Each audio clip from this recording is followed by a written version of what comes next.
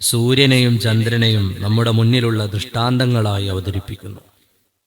രാവിനെയും പകലിനെയും അള്ളാഹു നമുക്ക് ചിന്തിക്കാനുള്ള അടയാളങ്ങളാക്കി പരിശുദ്ധ ഖുർആനിലൂടെ നമ്മുടെ മുന്നിൽ വരച്ചിടുന്നു.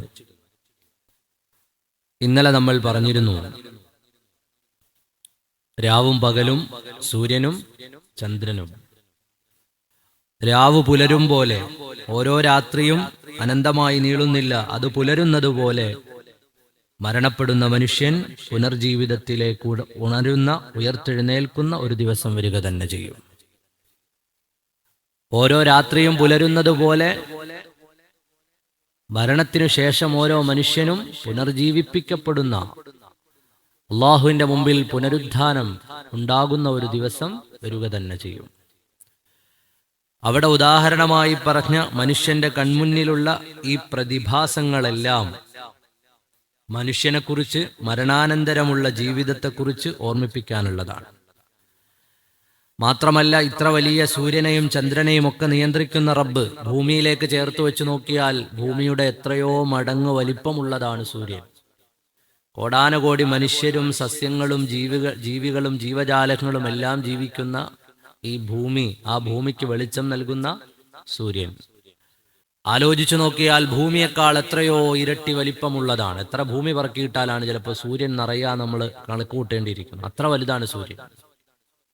ആ സൂര്യൻ നിയന്ത്രിക്കുന്നത് അള്ളാഹുവാണ്. അതിനെ നിയന്ത്രിക്കുന്നതും അതിന്റെ ഭ്രമണപഥത്തെ, സഞ്ചാരപഥത്തെ ക്രമപ്പെടുത്തിയിട്ടുള്ളതുമെല്ലാം അള്ളാഹുവിന്റെ തീരുമാനങ്ങളാണ് എന്ന് പറയുന്നതിലൂടെ അള്ളാഹു ആകുന്ന റബ്ബിന്റെ അധികാരവും കഴിവും പ്രതാപവും ഒക്കെ അവൻ അവതരിപ്പിക്കുകയാണ്. അപ്പോൾ നമുക്ക് ചിന്തിക്കാനുള്ള അടയാളങ്ങളായി ഇതിനെല്ലാം അള്ളാഹു സുബ്ഹാനഹു വ തആല വെച്ചിരിക്കുന്നു. രാവ് പുലരുന്നത് പോലെ, പുലർച്ചകൾ പകലുകൾ രാത്രിയാകുന്നത് പോലെ, എന്ത് സംഭവിച്ചാലും രാവും പകലും ഇവിടെ മാറി മാറി വരുന്നില്ലേ? അതുപോലെ തന്നെ മനുഷ്യന്റെ ജീവിതത്തിന്റെ വ്യത്യസ്തങ്ങളായ ഘട്ടങ്ങൾ. മനുഷ്യൻ മരിക്കുന്നു, മരണത്തിനു ശേഷം അവൻ വീണ്ടും ഉയർത്തെഴുന്നേൽപ്പിക്കപ്പെടുന്നു, അവന്റെ കർമ്മങ്ങൾ വിചാരണ ചെയ്യുന്നു. പരിശുദ്ധ ഖുർആൻ വശംസു തജ്രീ ലിമുസ്തഖറിൻ ലഹാ ദാലിക തഖ്ദീറുൽ അസീസിൽ അലീം.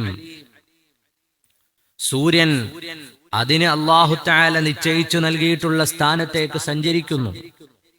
അല്ലാഹു സുബ്ഹാനഹു വ തആല ദാലിക തഖ്ദീറുൽ അസീസിൽ അലീം, എല്ലാം അറിയുന്ന പ്രതാപിയായ റബ്ബ് കണക്കാക്കിയ ആ മാർഗത്തിലൂടെയാണ് സൂര്യൻ സഞ്ചരിച്ചു കൊണ്ടിരിക്കുന്നത്.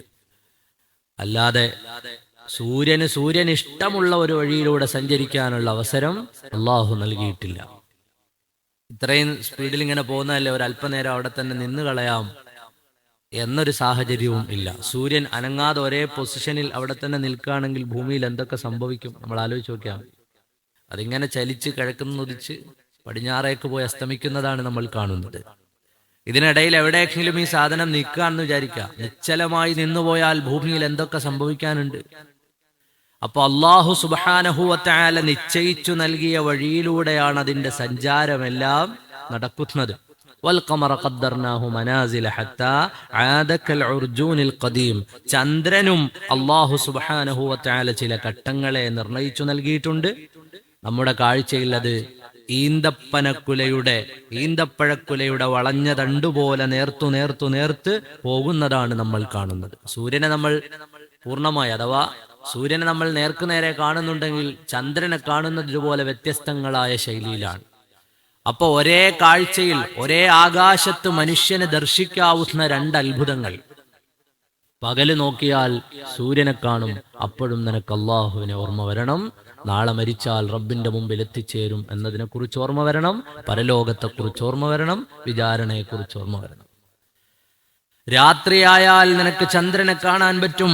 അങ്ങനെ കാണുന്ന നേരത്തും നിനക്ക് അള്ളാഹുവിനെ കുറിച്ച് ഓർമ്മ വരണം. എത്ര ഹിക്മത്തുള്ള വചനങ്ങളാണതെല്ലാം. ചില നാടുകളുണ്ട് 6 മാസം പകലും 6 മാസം രാത്രിയുമുള്ള സ്ഥലങ്ങൾ ലോകത്ത്.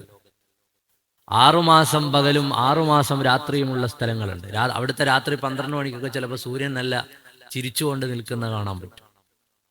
അവരുടെ ഘടന അങ്ങനെയാണ്. അത് കറങ്ങി വരുന്നതിനനുസരിച്ചാണ് രാവും പകലും വ്യത്യാസപ്പെടുക. അപ്പോ ഒരു മനുഷ്യൻ, ഞങ്ങളിന്ന് സൂര്യനെ കാണുന്നില്ലല്ലോ എന്ന് വിചാരിക്കാൻ പറ്റില്ല. സൂര്യൻ അല്ലെങ്കിൽ ചന്ദ്രൻ, രണ്ടാലൊന്ന് നമ്മുടെ കൺമുന്നിൽ തന്നെയുണ്ട്. ആലോചിക്കാനാണെങ്കിൽ, മനസ്സിലാക്കാനാണെങ്കിൽ ദൃഷ്ടാന്തം നമ്മുടെ കൺമുന്നിൽ തന്നെയുണ്ട്. അതായത് അള്ളാഹുവിൽ നിന്ന് ശ്രദ്ധ തെറ്റരുത്, അള്ളാഹു ആകുന്ന സൃഷ്ടാവിനെ ഓർമ്മപ്പെടുത്താനുള്ള സംവിധാനങ്ങളാണിതെല്ലാം. ഇന്നലെ നമ്മൾ പറഞ്ഞ് അവസാനിപ്പിച്ചില്ലേ, എല്ലാ രാത്രിയിലും സയ്യിദുനാ റസൂലുള്ളാഹി സ്വല്ലല്ലാഹു അലൈഹി വസല്ലമ തങ്ങൾ അവിടുത്തെ വീട്ടിൽ, ഹബീബായ നബി തങ്ങളുടെ വീടിന്റെ ഒരു ഭാഗം, ഈന്തപ്പന മടലുകൊണ്ട് മേഞ്ഞ ആ വീട്ടിന്റെ ഒരു ഭാഗത്ത് മേലേക്ക് നോക്കിയാൽ ആകാശം കാണാമായിരുന്നു. അള്ളാഹുവിന്റെ റസൂൽ സ്വല്ലല്ലാഹു അലൈഹി വസല്ലം എഴുന്നേറ്റിരിക്കുകയും ഈ പ്രാപഞ്ചിക പ്രതിഭാസങ്ങളെക്കുറിച്ചൊക്കെ ചിന്തിക്കുകയും ആലോചിക്കുകയും റബ്ബനാ മാ ഖലഖ്ത ഹാദാ ബാത്തിലാ സുബ്ഹാനക ഫഖിനാ അദാബന്നാർ സൂറത്തു ആലി ഇംറാനിന്റെ വചനങ്ങൾ ഓതുകയും അവിടുന്ന് ദുആരക്കുകയും ഒക്കെ ചെയ്ത സംഭവം നമ്മൾ ഇന്നലെ പറഞ്ഞിരുന്നു.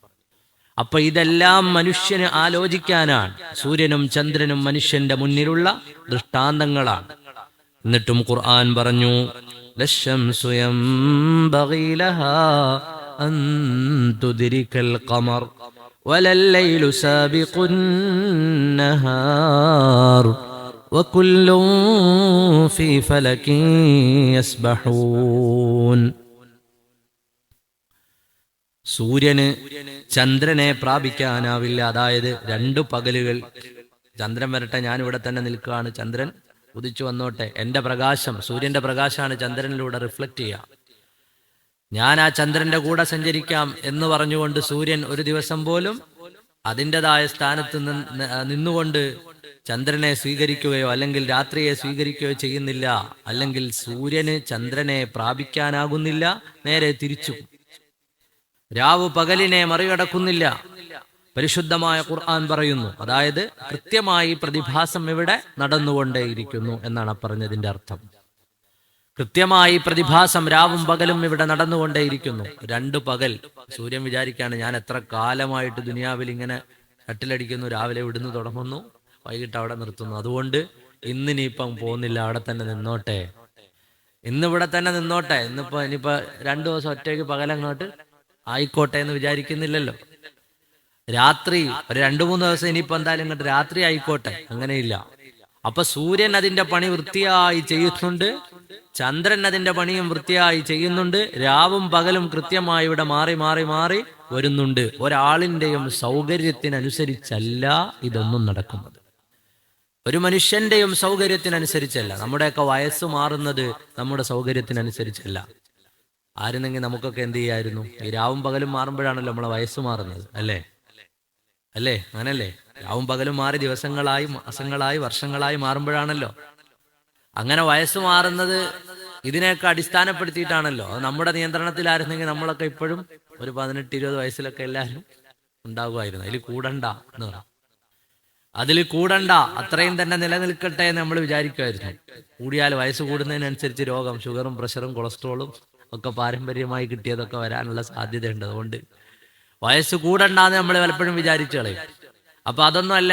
മനുഷ്യനെ സംബന്ധിച്ചിടത്തോളം അവന്റെ മുമ്പിൽ നടക്കുന്ന ഈ ദൃഷ്ടാന്തങ്ങളെല്ലാം, അവന്റെ നിയന്ത്രണത്തിലല്ലാത്ത ഈ ചലന നിശ്ചലനങ്ങളെല്ലാം അള്ളാഹുവിനെ കുറിച്ച് നമുക്ക് ഓർമ്മ നൽകുകയാണ്. പരിശുദ്ധ ഖുർആൻ അതാണ് അള്ളാഹുവിന്റെ അധികാരത്തെ സംബന്ധിച്ചും അള്ളാഹുവിനെ കുറിച്ചും ഒക്കെ നമ്മുടെ മുമ്പിൽ പ്രപഞ്ചത്തെ ഉദാഹരിച്ചുകൊണ്ട് സംസാരിച്ചു കാണിച്ചു തരുന്നത്. അപ്പോൾ അള്ളാഹു സുബ്ഹാനഹു വ തആല സംവിധാനിച്ചു വെച്ചിരിക്കുന്നതാണ് ഇവിടെ ഈ സൂര്യനും ചന്ദ്രനും എല്ലാം. ഇതില്ലെങ്കിൽ നിങ്ങൾക്ക് ആര് വെളിച്ചം തരും? ഉപയോഗപ്പെടുത്തി ജീവിക്കുന്ന മനുഷ്യർ ആലോചിക്കാനാണ്. സൂര്യന്റെ പ്രകാശവും ചന്ദ്രന്റെ തെളിച്ചവും എല്ലാം അള്ളാഹുവിൽ നിന്നാണ്. പിന്നെ ചിലപ്പോഴൊക്കെ ഖുർആന്റെ വിരോധികളായ ആളുകൾ പറയാറുണ്ട്, ഭൂമി പരന്നു കിടക്കുന്നു എന്ന് ഖുർആൻ പറഞ്ഞിട്ടുണ്ട് എന്നൊക്കെ. ഭൂമി പരന്നു കിടക്കുന്നു എന്ന് അത് സൂറത്ത് യാസീൻ പോലും അറിയാത്തത് കൊണ്ട് വരുന്ന പ്രശ്നമാണ്. അവിടെ രാവും പകലും മാറി മാറി വരുന്നു എന്ന് ഖുർആൻ നമ്മെ പഠിപ്പിക്കുന്നു. സഞ്ചരിക്കുന്നു എന്ന് പഠിപ്പിക്കുന്നു. സൂര്യൻ സഞ്ചരിക്കുന്നു എന്ന് പരിശുദ്ധമായ ഖുർആൻ പറയുന്നു. വശംസു തജ്രീ ലിമുസ്തഖറിൻ ലഹാ ദാലിക തഖ്ദീറുൽ അസീസിൽ അലീം. പിന്നെ എന്താണ് ഭൂമി പരന്നു കിടക്കുന്നു എന്ന് പറയാനുള്ള കാരണം? അല്ലെങ്കിൽ അങ്ങനെ ഒരു ആശയം പങ്കുവച്ചത്, മനുഷ്യന്റെ കാഴ്ചയിൽ ഭൂമി പരന്നിട്ടാണ് കിടക്കുന്നത്. ഭൂമി ഉരുണ്ടതാണെന്ന് പറയാം. നിങ്ങൾ എവിടെയെങ്കിലും ഒന്ന് ഉരുണ്ടത് കണ്ടിട്ടുണ്ടോ? ഭൂമിയിൽ കണ്ടിട്ടുണ്ടോ ഉരുണ്ടിരിക്കുന്നത് എവിടെയെങ്കിലും? ഏതെങ്കിലും ഭാഗത്ത് ഭൂമി ഉരുണ്ട്, കണ്ടന്തരേന്ന് കുറച്ച് അങ്ങോട്ട് പോകുമ്പോൾ പെരുമ്പാവൂര് ഭാഗത്തുനിന്ന് ഉരുണ്ടിട്ടാണ്. അങ്ങനെ ഉണ്ടോ? അങ്ങനെ ഒരു ഇത്രയും കാലത്തെ ജീവിതത്തിനിടയിൽ അങ്ങനെ ഒരു സ്ഥലം. മനുഷ്യൻ എവിടെ നോക്കിയാലും ഭൂമിയെ കാണുന്നത് എങ്ങനെയാണ്? പരന്ന്.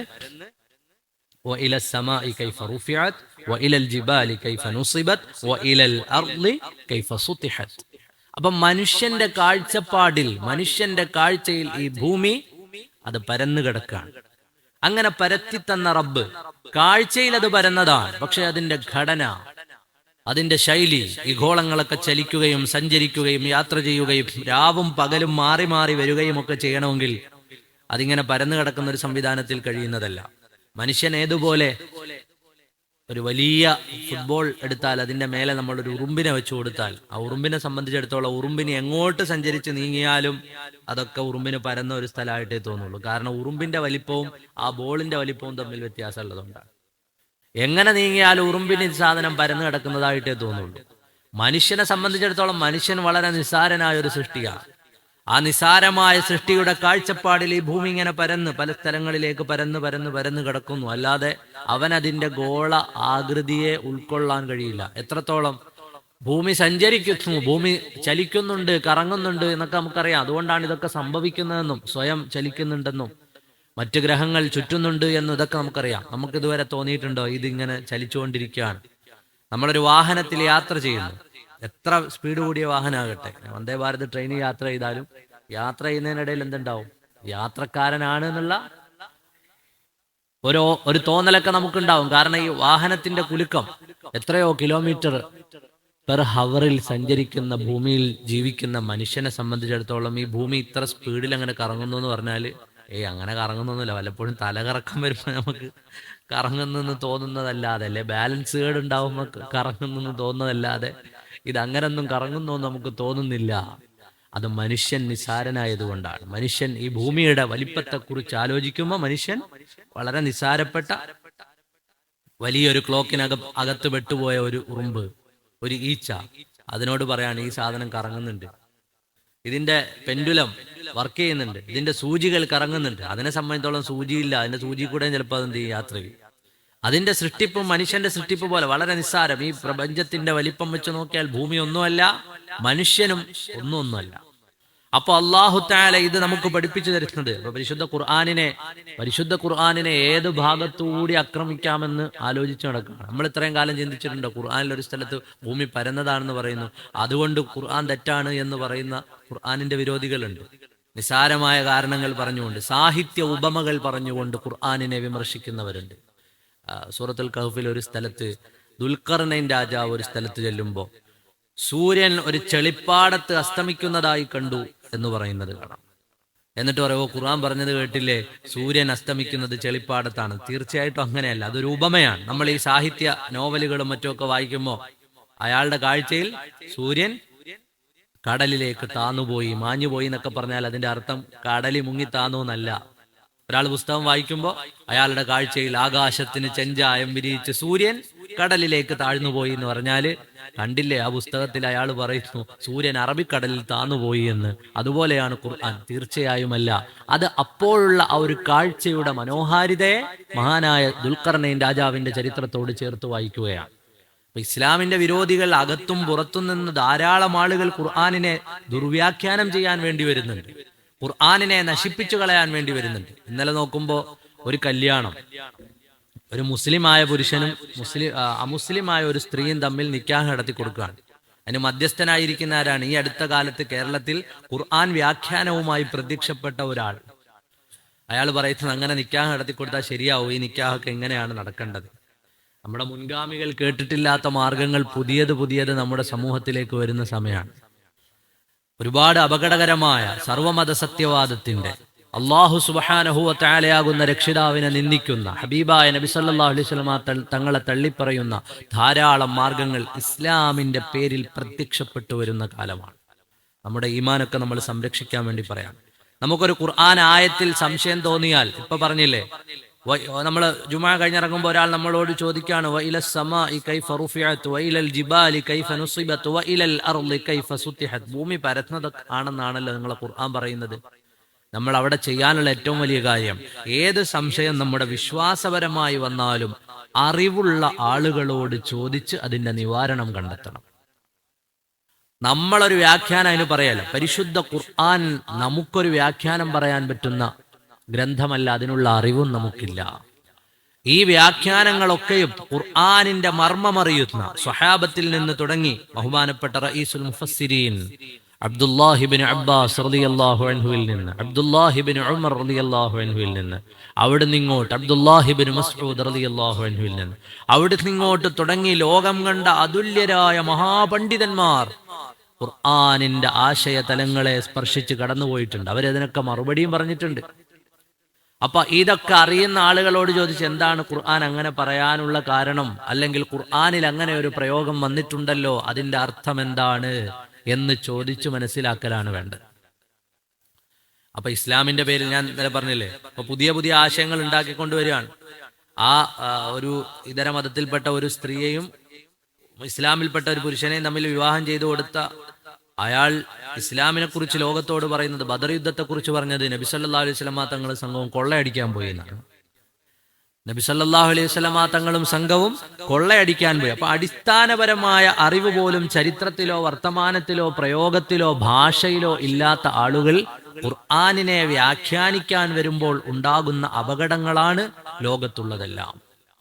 അപ്പൊ ഖുർആനിനെ വ്യാഖ്യാനിക്കേണ്ടതുപോലെ വ്യാഖ്യാനിച്ചാൽ, അറിയേണ്ടതുപോലെ ഇസ്ലാമിനെ അറിഞ്ഞാൽ, പഠിക്കേണ്ടതുപോലെ പഠിച്ചാൽ. ഞാൻ മെനിങ്ങാന്നൊരു ജേണൽ വായിച്ചു. 75 വയസ്സുള്ള ഫ്രഞ്ചുകാരിയായ ഒരു സ്ത്രീ, അവര് ആഫ്രിക്കയിലെ മൗറിത്താനിയ എന്ന് പറയുന്ന സ്ഥലം സന്ദർശിക്കാൻ വേണ്ടി യാത്ര ചെയ്തു. ആഫ്രിക്കയിലെ മൗറിത്താനിയ എന്ന് പറയുന്ന സ്ഥലത്തിനൊരു വലിയ പ്രത്യേകതയുണ്ട്. ലോകത്ത് ഏറ്റവും അധികം ഹാഫിളുകളുള്ള സ്ഥലമാണ് മൗറിത്താനിയ. ലോകത്ത് തന്നെ ഏറ്റവും അധികം. ഇപ്പൊ നമ്മുടെ നാടുകളിലൊക്കെ ഒരുപാട് ഹിഫ്ളുൽ ഖുർആൻ കോളേജുകളും അല്ലാത്ത കോളേജുകളും സ്ഥാപനങ്ങളും ഒക്കെ ഉണ്ടല്ലോ. വളരെ ചെറുപ്പത്തിൽ തന്നെ മക്കളെ ഹാഫിളാകുന്ന സാഹചര്യമുള്ള സൗകര്യമുള്ള സ്ഥലമാണ് മൗറിത്താനിയ എന്ന് പറയുന്ന സ്ഥലം. അവിടെ ഹിഫ്ള് മാത്രമല്ല പഠിക്കുക, അതായത് പരിശുദ്ധ ഖുർആൻ മാത്രമല്ല അവർ കാണാതെ പഠിക്കുക, ഹദീസിന്റെ ഗ്രന്ഥങ്ങൾ കാണാതെ പഠിക്കുന്നുണ്ട്. ഈ അടുത്ത സമയത്ത് ഞാൻ പരിചയപ്പെട്ടിരുന്ന നമ്മുടെ കേരളത്തിൽ വന്ന ഒരു വലിയ പണ്ഡിതനുണ്ട്. അദ്ദേഹത്തിന് ഹദീസിന്റെ ഗ്രന്ഥങ്ങളെല്ലാം കാണാതെ അറിയാം. സമാനമായ ഒരാൾ കേരളത്തിൽ ചിലപ്പോൾ ഉണ്ടാകണമെന്നില്ല. സഹീഹുൽ ബുഖാരിയും സഹീഹു മുസ്ലിമും എല്ലാ ഹദീസിന്റെ കിതാബുകളും കാണാതെ അറിയാം. ഈ മൗറിത്താനിയയിലെ ഖുർആൻ പഠനം വളരെ രസകരമാണ്. വളരെ ചെറുപ്പത്തിൽ തന്നെ അവരുടെ ഉമ്മമാര് ആൺകുട്ടികളെയും പെൺകുട്ടികളെയും എല്ലാം ഖുർആൻ പഠിപ്പിക്കും. 11 വയസ്സാകുമ്പോഴേക്കും മിക്കവാറും ആൺകുട്ടികളും പെൺകുട്ടികളും ഒക്കെ ഹാഫിളുകളാകും, ഹാഫിളത്തുകളാകും. ഇതെവിടുന്നാ പഠിക്കുന്നത്? സ്വന്തം വീട്ടിൽ നിന്ന് തന്നെയാണ്. സ്വന്തം വീട്ടിൽ നിന്ന് തന്നെ പഠിക്കുകയും പഠനം കഴിഞ്ഞതിന് ശേഷം ഒരു പണ്ഡിതനെ സമീപിച്ച് ആ പണ്ഡിതന്റെ അടുത്തേക്ക് ചെന്നിരുന്ന് അത് ഓതിക്കൊടുത്തുകൊണ്ട് അവരുടെ സനത് അത് പൂർത്തിയാക്കുകയും ചെയ്യുന്ന ഒരു ശൈലിയാണ് ആ രാജ്യത്തുള്ളത്. അപ്പം ആ ഒരു പ്രദേശം വളരെയേറെ ശ്രദ്ധിക്കപ്പെട്ട പ്രദേശമാണ്. കാരണം ഒരുപാട് ആലിമീങ്ങളുള്ള സ്ഥലമാണ്, ഒരുപാട് ഹാഫിലീങ്ങളുള്ള സ്ഥലമാണ്, ഒരുപാട് ഇൽമിന്റെ ചലനങ്ങളും ഒരുപാട് അള്ളാഹുവിന്റെ ദീനുമായി ബന്ധപ്പെട്ട ഇടപാടുകളും നടക്കുന്ന സ്ഥലമാണ്. എന്നാൽ വളരെ സാധുക്കളായ മനുഷ്യർ താമസിക്കുന്ന സ്ഥലമാണ്. അവിടേക്ക് യാത്ര ചെയ്ത ഫ്രഞ്ചുകാരിയായ ഒരു സ്ത്രീ, അവര് ഇസ്ലാമിലേക്ക് വന്ന അവരുടെ അനുഭവം എഴുതിയിരുന്നതാണ്. അവര് പറഞ്ഞു, ഞാൻ അവിടെ ചെല്ലുമ്പോൾ അവർക്ക് നോമ്പാണ്. അവരൊക്കെയും ഇങ്ങനെ നോമ്പുകാരായി നിൽക്കുന്ന രംഗം കണ്ടിട്ട് തഖ്വയല്ലാത്ത വേറൊരു കാര്യവും അവരെ ഈ നോമ്പിൽ നിലനിർത്തുന്നില്ല. അവർക്ക് വേണമെങ്കിൽ കുടിക്കാം, കഴിക്കാം, ഒക്കെ ചെയ്യാം. പക്ഷെ അവരതൊന്നും ചെയ്യുന്നില്ല. അവരുടെ ഈ ഒരു ജീവിത ശൈലി എന്നെ വല്ലാതെ അത്ഭുതപ്പെടുത്തി. അവർ തിരിച്ച് ഫ്രാൻസിലേക്ക് വന്നു. അവിടുത്തെ ഗ്രാമങ്ങളൊക്കെ കണ്ടു, അവിടുത്തെ സ്ത്രീകളെയൊക്കെ കണ്ടു, അവിടുത്തെ ജീവിതങ്ങളൊക്കെ മനസ്സിലാക്കി. ഫ്രാൻസ് പോലെ ഒരു എല്ലാം കൊണ്ടും തികഞ്ഞ ആധുനിക മോഡേൺ നഗരത്തിൽ നിന്ന് മൗറിത്താനിയ പോലെയുള്ള ഒരു സ്ഥലത്തേക്ക് യാത്ര ചെയ്ത് അവിടുത്തെ മുസ്ലിങ്ങളെ കണ്ട് തിരിച്ചു വന്നു. 75 വയസ്സുകാരിയായ അവർ തിരിച്ചെത്തിയിട്ട് ഇസ്ലാമിനെ കുറിച്ച് ആലോചിച്ചിട്ട് പറഞ്ഞു, അഷ്ഹദു അല്ലാ ഇലാഹ ഇല്ലല്ലാഹ് അഷ്ഹദു അന്ന മുഹമ്മദുർ റസൂലുള്ളാഹ്.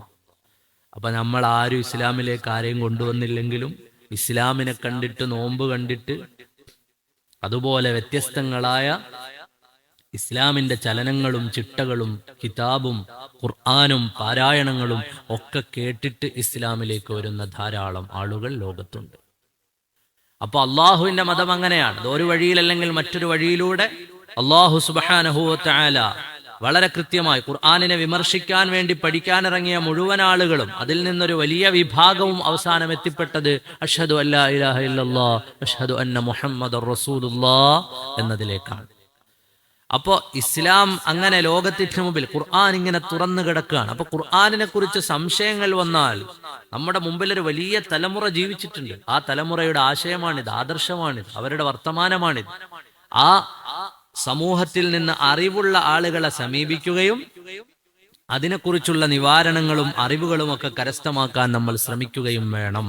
അല്ലാതെ അയാൾ പറഞ്ഞപ്പോൾ അത് ശരിയാണല്ലോ, പിന്നെ കുറച്ച് കഴിഞ്ഞപ്പോൾ വേറൊന്ന് കേട്ടപ്പോൾ ഇത് ഖുർആനെ കുറിച്ച് ഇസ്ലാമിന്റെ വിരോധികൾ ഒരുപാട് ഇന്ന് ഇന്റർനെറ്റിലും മറ്റൊക്കെ ഉള്ളതുകൊണ്ടാണ് ഇതും ശരിയാണല്ലോ, ഇപ്പൊ എന്നാ പിന്നെ ഇതിന്റെ പുറകെ പോകാം. അങ്ങനെ നമ്മുടെ ഈമാനിനെ നഷ്ടപ്പെടുത്തി കളയാൻ പാടില്ല. ഖുർആൻ കൊണ്ട് ഒരുപാട് ആളുകൾ വഴിപഴച്ചു പോയിട്ടുണ്ടെന്ന് ഖുർആൻ തന്നെ നമ്മോട് പറയുന്നുണ്ട്. ഖുർആൻ കൊണ്ട് ഒരുപാട് ആളുകൾ വഴിപഴച്ചു പോയിട്ടുണ്ട്. അതായത് വേണ്ട രീതിയിൽ ഖുർആനിനെ സമീപിക്കാത്തത് കൊണ്ട്, അതിന്റെ ആശയ തലങ്ങളെ അറിയാത്തത് കൊണ്ട്, അതിന്റെ അർത്ഥങ്ങളുടെ ആഴവും മർമ്മവും പരപ്പും മനസ്സിലാകാത്തത് കൊണ്ട്, കൈ കിട്ടിയപ്പോ വായിച്ചു നോക്കിയതുപോലെ വായിച്ചിട്ട് കുറെ ആളുകൾ, ഇസ്ലാമിന്റെ വിരോധികൾ പറയുന്നെന്താ, നിങ്ങളെ ഖുർആനിലുണ്ട്, അത് തീവ്രവാദ പുസ്തകമാണ്. അപ്പൊ ലോകത്തുള്ള പലരും ഇസ്ലാമിനെതിരെ ഖുർആന്റെ വചനങ്ങൾ ഉപയോഗിക്കുന്നുണ്ട്. ഏതുപോലെ ഒരിക്കൽ ഒരു നോട്ടീസിൽ പരിശുദ്ധ ഖുർആനിലുണ്ട്, ലോകത്ത് യഹൂദികളും നസാറാക്കളും മാത്രമേ സ്വർഗത്തിൽ പോകൂ എന്ന് ഖുർആനിലുണ്ട്, അവരല്ലാത്ത ആരും സ്വർഗത്തിൽ പോകില്ല. ഒരു നോട്ടീസിൽ ഖുർആന്റെ വചനം സൂറത്തുൽ ബഖറയിൽ അങ്ങനെ ഒരു വാക്ക് ഉണ്ട് എന്ന് പറഞ്ഞിട്ടൊരു നോട്ടീസ്. അതുകൊണ്ട് നിങ്ങളൊക്കെ എന്ത് ചെയ്യണം, ഈ വിശ്വാസം വിട്ടിട്ട് ഒന്നുകിൽ ഇതൊക്കെ ആകണം. നോക്കുമ്പോൾ സൂറത്തുൽ ബഖറയിൽ അങ്ങനെ ഒരു ആയത്തുണ്ട്, യഹൂദികളും നസാറാക്കളും മാത്രമേ സ്വർഗത്തിൽ പോകൂ എന്നൊരായത്ത് ഉണ്ട്. അറിവില്ലാത്ത ഒരാൾ നോക്കിയാൽ, പരിഭാഷ നോക്കിയാൽ അങ്ങനെ ഒരു ആയത്തുണ്ടല്ലോ. പക്ഷെ അതിന്റെ മുന്നിൽ ചെറിയൊരു വാക്കുകൂടി ഉണ്ട്, വഖാലു, അവര് പറഞ്ഞു, അതായത് ഈ നസാറാക്കളും യഹൂദികളും പറഞ്ഞു, ലൻ യദ്ഖുലൽ ജന്നത ഇല്ലാ മൻ കാന ഹൂദൻ ഔ നസാറ, അവരല്ലാതെ സ്വർഗത്തിൽ പോകില്ലെന്ന് അവര് പറഞ്ഞു. ആ കാലു അങ്ങ് വെട്ടിയാൽ മതി, പിന്നെന്താ വരിക? ഖുർആനിലുണ്ട് യഹൂദികളും നസാറാക്കളും മാത്രമേ സ്വർഗത്തിൽ പോകൂ എന്ന് ഖുർആനിലുണ്ട്, അവരല്ലാത്ത ആരും സ്വർഗത്തിൽ പോകില്ല എന്ന് ഖുർആനിലുണ്ട് എന്ന് പെട്ടെന്ന് വായിക്കുന്ന ഒരാൾ അതിന്റെ മുമ്പത്തെ ഒരു ഒറ്റ വാക്കെടുത്ത് മാറ്റിയിട്ടേ ഉള്ളൂ, വഖാലു, അവര് പറഞ്ഞു. ആര് പറഞ്ഞു? അവരുടെ ഒരു സ്റ്റേറ്റ്മെന്റ് ഖുർആൻ എടുത്ത് ഉദ്ധരിക്കുകയാണ്. ഇവര് പറഞ്ഞു അവര് മാത്രമേ സ്വർഗത്തിൽ പോകുള്ളൂ എന്ന്, അല്ലെങ്കിൽ അവരല്ലാത്ത ആരും സ്വർഗത്തിൽ പോകില്ല എന്ന് അവര് പറഞ്ഞു എന്നാണ് ആ സ്റ്റേറ്റ്മെന്റ്. നമ്മുടെ ഈ വഖഫ് കേസ് നടക്കുമ്പോൾ സുപ്രീം കോടതിയിൽ സോളിസിറ്റർ ജനറൽമാരിൽ ഒരാൾ ഖുർആൻ ഓതിയിട്ടാണ് വാദിച്ചത്. വഖഫിനെ സംരക്ഷിക്കാനാണ് വഖഫ് നിയമം വന്നിട്ടുള്ളത്, അതുകൊണ്ട് മുസ്ലിങ്ങൾ പേടിക്കേണ്ടതില്ല എന്ന് പറയാൻ വേണ്ടിയിട്ട് സോളിസിറ്റർ ജനറൽ സുപ്രീം കോടതിയിൽ വാദിക്കുന്നത് ഖുർആൻ ഓതിയിട്ടാണ്. ഖുർആൻ പറയുന്നുണ്ട് വഖഫ് സ്വത്തുകളൊക്കെ സംരക്ഷിക്കണം എന്ന്. അതുകൊണ്ടാണ് ഞങ്ങൾ ഇതിനെ ഇറങ്ങിത്തിരിച്ചത് എന്ന് ആലോചിച്ചൊക്കെ. കോടിക്കണക്കായ വഖഫ് സ്വത്തുകൾ അന്യാധീനപ്പെടുത്താനും കയ്യേറ്റം ചെയ്യാനും വന്നവൻ ഖുർആൻ ഓതിയിട്ടാണ് എന്ത് ചെയ്യുന്നത്, അവിടെ വാദിക്കുന്നത്. അപ്പൊ ഖുർആനിനെ കുറിച്ച് നമ്മൾ കൂടുതൽ അറിയാനും മനസ്സിലാക്കാനും ഒക്കെ വേണ്ടി പറഞ്ഞതാണ്. അപ്പൊ ഒരു തുണ്ട് ആയത്ത് അല്ലെങ്കിൽ ഒരു ഭാഗം ഇതൊക്കെ കണ്ടിട്ട് നമ്മുടെ മുമ്പിൽ കാണുന്ന ഒരു തുണ്ട് ആയത്ത് അല്ലെങ്കിൽ ഒരു ആയത്തിന്റെ പരിഭാഷ, ഒരായത്തിന്റെ ശൈലി, ഇതൊക്കെ കണ്ടിട്ട് ഖുർആനിനെ ആ രീതിയിൽ ചിന്തിക്കുന്നതിന് മുമ്പ് നമ്മുടെ മനസ്സിലേക്ക് വരേണ്ട ആദ്യത്തെ ചിന്ത, ഇത് ഇന്നും ഇന്നലെയൊന്നും വന്നതല്ല, 1400 കൊല്ലമായി ഇതിനെ ഫോളോ ചെയ്യുന്ന ഒരു വലിയ സമൂഹം ഇവിടെ കഴിഞ്ഞിട്ടുണ്ട്. മഹാന്മാരായ ഇമാമിയങ്ങളും നമ്മുടെ മുൻഗാമികളും പൂർവികരും കഴിഞ്ഞിട്ടുണ്ട്. അവരെങ്ങനെയാണ് ഈ ആയത്തിനെ സമീപിച്ചത്? അവരെന്താണ് ഇതിന് മറുപടി പറഞ്ഞത്? മറുപടി പറയാത്ത ഒരു വിഷയവും നമ്മുടെ ഇമ്മത്ത് അള്ളാഹു അവരുടെയൊക്കെ ഖബറുകൾ, അവർക്കൊക്കെ സ്വർഗത്തിന്റെ അലാ ദറജകൾ അള്ളാഹു നൽകുമാറാകട്ടെ. ഖുർആനിനെ സംബന്ധിച്ച് ഇനി വരാനുള്ള ഒരു പ്രബോധകനും പേടിക്കേണ്ടതില്ല. ഏത് വിഷയം വന്നാലും അതിനൊക്കെ കൃത്യമായ മറുപടികൾ പറഞ്ഞ ഇമാമിയങ്ങൾ കഴിഞ്ഞുപോയി. ഇമാം ഫഖ്റുദ്ദീൻ റാസി റളിയല്ലാഹു അൻഹുവിനെ പോലെ അള്ളാഹു അവരുടെയൊക്കെ ബർക്കത്ത് നമുക്ക് നൽകുമാറാകട്ടെ. അപ്പൊ അവരൊക്കെ ഇതിനെ സമീപിച്ചിട്ടുണ്ടല്ലോ എന്നൊരു ചിന്ത നമ്മുടെ കൽബിലേക്ക് വന്നാൽ തന്നെ നമുക്കിതൊക്കെ മനസ്സിലാക്കാനും അറിയാനും ഒക്കെ പറ്റും. അപ്പൊ ഖുർആനിനെ മനസ്സിലാക്കേണ്ടത് അങ്ങനെയാണ്, ഹദീസുകളെ മനസ്സിലാക്കേണ്ടത് അങ്ങനെയാണ്. അറിവുള്ള ആളുകൾ ഇതിനെ എങ്ങനെയാണ് സമീപിച്ചത്? ഇതിപ്പോ നമ്മൾ ആദ്യമായിട്ട് കാണുകയല്ലോ, ഇതെത്ര കാലമായിട്ട് ഉള്ളതല്ലേ. ഖുർആൻ പുതിയതായിട്ട് ഇപ്പൊ കണ്ടന്തറ പള്ളിയിൽ ഒരാൾ കൊണ്ടുവച്ചതല്ല. നമ്മുടെ ഉപ്പാപ്പന്മാർ ഓതിയിട്ടുണ്ട്, അതിന്റെ മുൻഗാമികൾ ഓതിയിട്ടുണ്ട്, അവരുടെ മുന്നേ ഉള്ളവരുണ്ട്, അന്ന് ഈ മെഹ്റാബിൽ ഇമാമായി നിന്നവരുണ്ട്, ഉസ്താദുമാരുണ്ട്.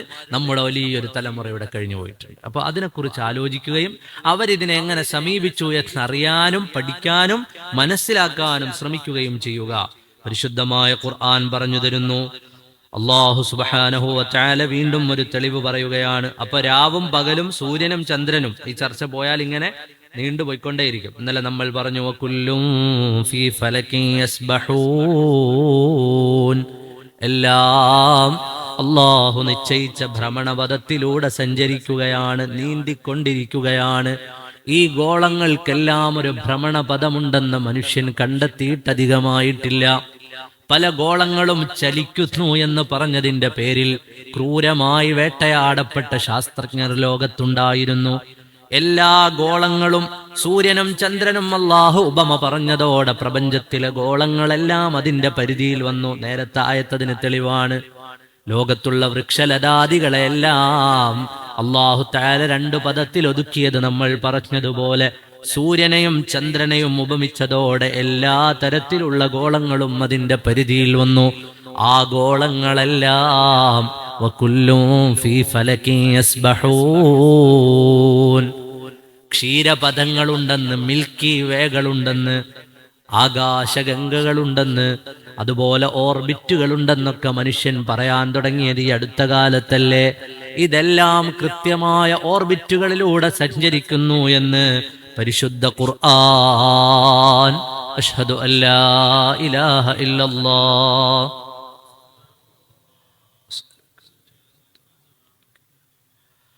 അഷ്ഹദു അല്ലാ ഇലാഹ ഇല്ലല്ലാഹ് അസ്തഗ്ഫിറുല്ലാഹ് അഷ്ഹദു അല്ലാ ഇലാഹ ഇല്ലല്ലാഹ്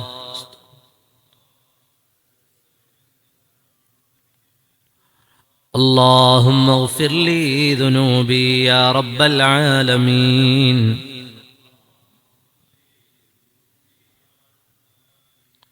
اللهم اغفر لي ذنوبي يا رب العالمين. وآية لهم, അവർക്കുള്ള ദൃഷ്ടാന്തമാണ്, അവർക്കുള്ള അടയാളമാണ്. എത്ര ആയത്തുല്ലഹും ഉണ്ടെന്നാണ് നമ്മൾ പറഞ്ഞത് യാസീനിൽ? എത്ര ആയത്തുല്ലഹും ഉണ്ട്? 3 ആയത്തുല്ലഹും. ആയത്തുല്ലഹുമുൽ അർദ്, വആയത്തുല്ലഹുമുൽ ലൈൽ, വആയത്തുല്ലഹും അന്നാ ഹമൽനാ ദുർരിയതഹും. മൂന്നാമത്തെ അടയാളം. അപ്പൊ ഭൂമിയെ പറഞ്ഞു, സൂര്യനെയും ചന്ദ്രനെയും രാവിനെയും പകലിനെയും ഒക്കെ പറഞ്ഞു. മൂന്നാമത് വആയത്തുല്ലഹും അന്നാ ഹമൽനാ ദുർരിയതഹും ഫിൽ ഫുൽക്കിൽ മഷ്ഹൂൻ, ഭാരം നിറച്ച കപ്പലുകളിൽ അവരുടെ സന്തതികളെ കയറ്റിക്കൊണ്ടുപോയത് അവർക്കുള്ള ദൃഷ്ടാന്തമാണ്. സയ്യിദുനാ നബിയുല്ലാഹി നൂഹ് അലൈഹിസ്സലാം, ബഹുമാനപ്പെട്ടവരുടെ കാലത്താണ് ലോകത്ത് ആദ്യമായി കപ്പൽ. അങ്ങനെ ഒരു സാധ്യതയെക്കുറിച്ചുള്ള പഠനവും ആലോചനയും അത് പ്രയോഗത്തിൽ വരുന്നതുമെല്ലാം സയ്യിദുനാ നബിയുല്ലാഹി നൂഹ് അലൈഹിസ്സലാമിന്റെ കാലത്താണ്. വെള്ളത്തിന്റെ മുകളിൽ ഒരു കല്ല് ഇട്ടാൽ താഴ്ന്നു പോകും. പക്ഷേ ഒരു പ്രത്യേക ആകൃതിയിൽ നിർമ്മിച്ച്, നമുക്കെല്ലാവർക്കും അറിയാം, ഈ കാണുന്ന കപ്പലുകളിൽ എന്തെല്ലാം സൗകര്യങ്ങളുണ്ട്. ഒരു കല്ല്, വെറും കല്ലെടുത്ത് വെള്ളത്തിലിട്ടാൽ ആ കല്ല് താന്നു പോകും. ഈ സഞ്ചരിക്കുന്ന കപ്പലുകളുടെ മേലെയെല്ലാം എന്തെല്ലാം സംവിധാനങ്ങളുണ്ട്. ഇവിടുന്ന് വെറുതെ നമ്മളെ സദറുസ്ഥാന്റെ നാട്ടിലേക്ക് പോകുന്ന കപ്പലുണ്ട്. ആ കപ്പലിൽ കയറിയാൽ തന്നെ ഒരു തട്ടില് ഹോട്ടലുണ്ട്, ഒരു തട്ടില് പള്ളിയുണ്ട്, ഒരു തട്ടില് ഗോൾഫ് കളിക്കാനുള്ള സൗകര്യമുണ്ട്. ഇനി കടലിൽ ചെന്നിട്ട് ഒരാൾക്ക് സ്വിമ്മിംഗ് പൂളിൽ കുളിക്കണമെന്നുണ്ടെങ്കിൽ സ്വിമ്മിംഗ് പൂൾ സംവിധാനം കപ്പലിലുണ്ട്. കപ്പലിൽ എന്തൊക്കെ സംവിധാനങ്ങളുണ്ട് ആലോചിച്ച് നോക്കൂ. ടൺ കണക്കിന് ഭാരവും വഹിച്ചുകൊണ്ട് യാത്ര ചെയ്യുന്ന കപ്പൽ. ഈ കപ്പലുകളുടെ ആദിമ രൂപം സയ്യിദുനാ നബിയുല്ലാഹി നൂഹ് അലൈഹിസ്സലാമിന്റെ കാലത്താണ് ഉണ്ടായത്. പ്രളയം ഉണ്ടായപ്പോൾ അല്ലാഹു തആല പഠിപ്പിച്ചു കൊടുത്താണ്, ഇങ്ങനെ ഉണ്ടാക്കുക, അതിൽ നിങ്ങളുടെ ആളുകളെയും കയറ്റിയിട്ട് യാത്ര ചെയ്യുക. അതന്നൊരു കൗതുകമായിരുന്നു. മരുഭൂമിയുടെ നടുത്തളത്തിൽ ഒരാൾ കപ്പലുണ്ടാക്കുന്നു. ആ കപ്പൽ ഒരു കൗതുകമായിരുന്നു. ഇത് വെള്ളത്തിലിട്ടാൽ താന്നു പോകും എന്ന കാരണം എന്താണ്? ഒരു കല്ലിട്ടാൽ താന്നു പോകും. പിന്നെയാണോ നീ ഈ പലകകൾ ഒക്കെ അടിച്ചുകൂട്ടി ഉണ്ടാക്കിയ ഒരു സാധനം അത് വെള്ളത്തിലിട്ടാൽ താന്നു പോവില്ലേ? അന്നത്തെ ജനങ്ങൾ സയ്യിദുനാ നബിയുല്ലാഹി നൂഹ് അലൈഹിസ്സലാമിനോട് ചോദിച്ചു. വെറുതെ ഒരു പലക എടുത്ത് വലിച്ചെറിഞ്ഞാൽ പലക താന്നു പോവും. ഈ പലകകളെല്ലാം കൂടെ ചേർത്ത് വെച്ച് കെട്ടി ഇതുപോലൊക്കെ ഉണ്ടാക്കിയാൽ അതെന്തായാലും താഴ്ന്നു പോകില്ലേ? അങ്ങനെ ഉണ്ടാവില്ല. മറിച്ച് അല്ലാഹു തആല അതിന്റെ രൂപകൽപ്പന പഠിപ്പിച്ചതിനനുസരിച്ച് സയ്യിദുനാ നബിയുല്ലാഹി നൂഹ് അലൈഹിസ്സലാം കപ്പലിനെ നിർമ്മിക്കുകയും വിശ്വാസികളായ സമൂഹത്തെയും കൊണ്ട് യാത്ര ചെയ്യുകയും ചെയ്തു. ഉപമയായി അല്ലാഹു തആല അതിനെ ഓർമ്മപ്പെടുത്തുന്നു. കാരണം ഈ നൂഹ് നബി അലൈഹിസ്സലാമിന്റെ കപ്പൽ എന്നുള്ളത് സെമിറ്റിക് മതങ്ങളിൽ എല്ലാം എല്ലാ മുൻകഴിഞ്ഞ വേദഗ്രന്ഥങ്ങളും ആ ജനതയെയും ആ കപ്പലിനെയും ഉദാഹരണമായി പറഞ്ഞിട്ടുണ്ട്. ബൈബിളിൽ നോഹയുടെ പെട്ടകമുണ്ട്, തൽമൂദിൽ ജൂതന്മാരുടെ വേദത്തിലുണ്ട്. വ്യത്യസ്തങ്ങളായ ആളുകൾക്ക് നൂഹ് നബി അലൈഹിസ്സലാമിന്റെ കപ്പലിന്റെ ചരിത്രം അറിയാം. അപ്പൊ അറിയാവുന്ന ഒരു സംഗതിയാണ്, അല്ലാഹു തആല ഒരു ജനതയെ, ലോകത്തെ മുഴുവൻ മുക്കിക്കളഞ്ഞ ഒരവസ്ഥയിൽ ഒരു ജനതയെ അല്ലാഹു തആല കൊണ്ടുപോവുകയും അവരിൽ നിന്ന് പിന്നീട് വംശങ്ങൾ ഉണ്ടാവുകയും ചെയ്തു. മനുഷ്യന്റെ ചരിത്രം ചെന്നു ചേരുന്നത്, അതായത് ലോകത്തുള്ള സകല സംവിധാനങ്ങളും എന്താണ് ഈ കപ്പലിൽ കയറ്റിക്കൊണ്ടുപോയത്? അവർക്കുള്ള ദൃഷ്ടാന്തം എന്താണ്? ഒരു പിടി ആളുകളെ അല്ലാഹു തആല മാറ്റിവെച്ചു. എല്ലാ ജീവജാലങ്ങളിൽ നിന്നും ഓരോ സാധനങ്ങളെയും നൂഹ് നബി അലൈഹിസ്സലാം കപ്പലിൽ കയറ്റിക്കൊണ്ടാണ് യാത്ര ചെയ്തത്. എല്ലാത്തിൽ നിന്നും ഓരോന്നിനെ നൂഹ് നബി അലൈഹിസ്സലാം കപ്പലിൽ കയറ്റിയിരുന്നു. എല്ലാ വിഭാഗത്തിൽ നിന്നും, എല്ലാ ജീവജാലങ്ങളിൽ നിന്നും. ബാക്കിയുള്ളതെല്ലാം ആ വെള്ളപ്പൊക്കത്തിൽ നശിച്ചുപോയി. ഈ ബാക്കിയായതിൽ നിന്നാണ് പിന്നീട് തലമുറകൾ ഉണ്ടായി മനുഷ്യൻ ഈ വ്യാപിച്ചത്. അല്ലാഹു തആല അടയാളം പറഞ്ഞു വെക്കുന്നത് അങ്ങനെയാണ്. അപ്പോൾ ഒരു വെള്ളപ്പൊക്കത്തിന് ശേഷം ഉണ്ടായത്, ആകെ ഉണ്ടായത് ഇത്രയല്ലേ ഉണ്ടായിരുന്നുള്ളൂ? അതിനുശേഷമല്ലേ ഈ കാണുന്ന സംസ്കാരങ്ങളൊക്കെ ഉണ്ടായത്. നൂഹ് നബി അലൈഹിസ്സലാമിന്റെ മക്കൾ അവർ മെസൊപ്പൊട്ടേമിയയിലേക്ക് വന്നു. അവിടെ ജനങ്ങളുണ്ടായി, സംസ്കാരങ്ങളുണ്ടായി, ജീവിതങ്ങളുണ്ടായി. ചരിത്രം പല സ്ഥലങ്ങളിലേക്ക് പോയ നൂഹ് നബി അലൈഹി സ്വലാമിന്റെ മക്കളെ കുറിച്ച് കാണാം. അതിൽ കൗതുകരമായ ഒരു വായന, നൂഹ് നബി അലൈഹി സ്വലാമിന്റെ പെൺമക്കളിൽ ഒരാൾ സിന്ധിന്റെ ഭാഗത്തേക്ക്, അതായത് ഇന്ത്യയുടെ ഭാഗത്തേക്ക് യാത്ര ചെയ്തു എന്ന് വായിക്കും.